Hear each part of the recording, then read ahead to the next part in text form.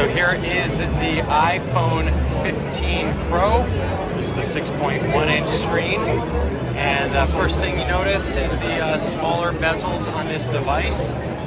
Feels pretty light, I've got to say. Feels like the standard iPhone 15. Now here is the titanium finish. And a couple of new features you can see on this device. So first off, this is the big one, USB-C on the bottom.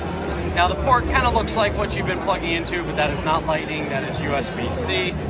Over here you've got the same side button, but on this side you've got this new action button. So you got volume up and down plus action, and if you tap this button, it will do different things. So right now you can see it's set up to trigger the camera.